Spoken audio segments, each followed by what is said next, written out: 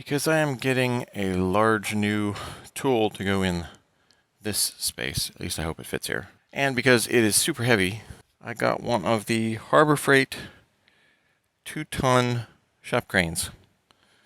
Hopefully I can either pick up the whole thing and get it in the truck to get it home, or take it apart and use this to help take it apart safely. But yeah, we'll see how it goes. It says it collapses to that shape. That's larger than what it is in the box, so I may end up putting it back into a box type format for storage between uses, because I don't know if I have space for that. I should have space for this. We'll see. But in any case, the box itself is 7 inches thick by 24 inches wide by around 57 inches long. So first I have to unpack it. And I did try and document in case I do decide to put it back in the box. I may not. I can make space. We'll see how it goes. And I can always figure out how to put it back in based on the pictures. Put it into something new. This part was a pain. The outside ones worked fine to get your fingers into, but those ones that were in further, I could not reach, so I had to get the needle nose pliers. Then it worked okay. And so I just got all the stuff on. If only I could move this fast when I was actually doing the work. But yeah, once I got the couple casters on and got more used to using the pliers, then it went much quicker for the second wheel. And of course this was all metric stuff, so got to make sure to use metric tools. They were not metric needle nose pliers, but I think I did okay anyway.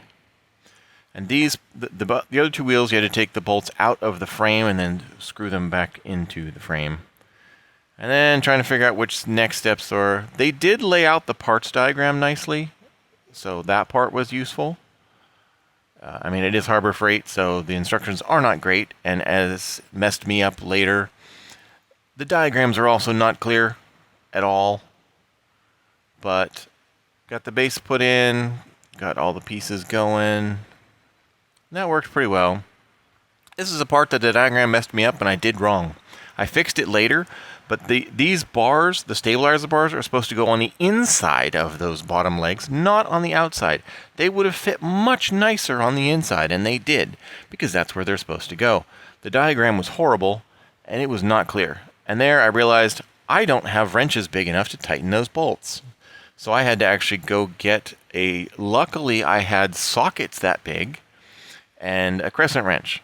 So I do not have a metric 22 and 25, which is what was needed. The rest of it went together fairly well.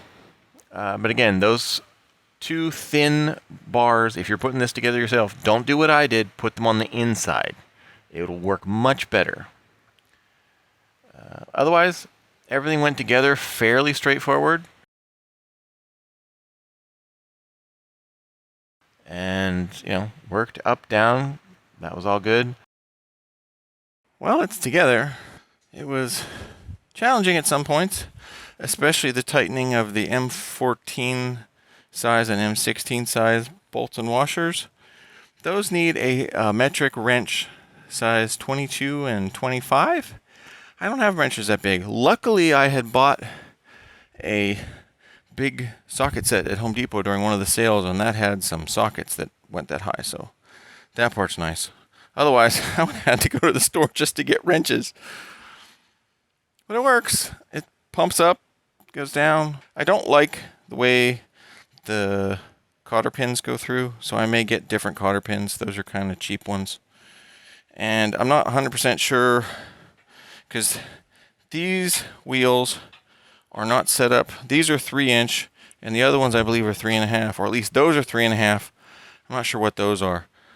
But they don't normally touch when you're rolling, just these end ones do. So that means it's tilted or cocked such that this has tension on. So you cannot easily take this out, which is good, I guess.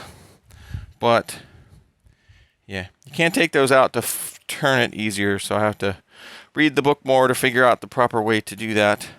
I know I put this bar in correctly, or at least the way they say, because these little slider things, which are noise magnets or noise causers, are supposed to be on the outside, and they're on the outside. And because I'm not using it for an engine, so I may, well, I'll have to see what I do. I may tape them with blue tape or something so they don't just slide around and make noise. But otherwise, it seems like a very solid. It's very heavy.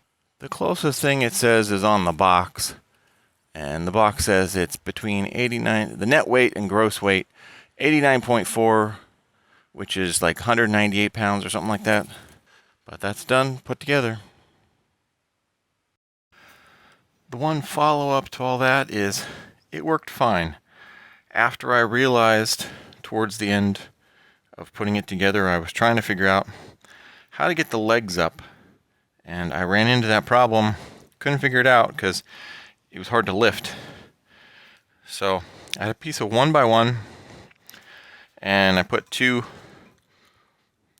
of these on it.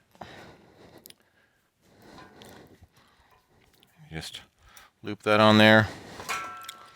That way it stays with the unit. And this is just long enough that you can get in between the legs, reach down like this, pull up on the unit, and that lifts it up enough that you can get the pin in and out. But without that, this design sucks, and depending on how the ground is under the wheels, it's almost impossible to get that up. You have to lift it up some way.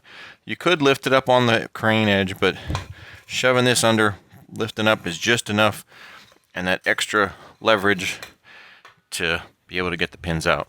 But it worked fine.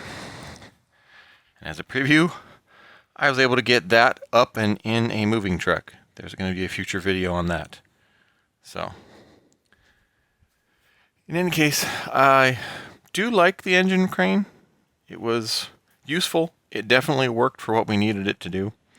It's heavy.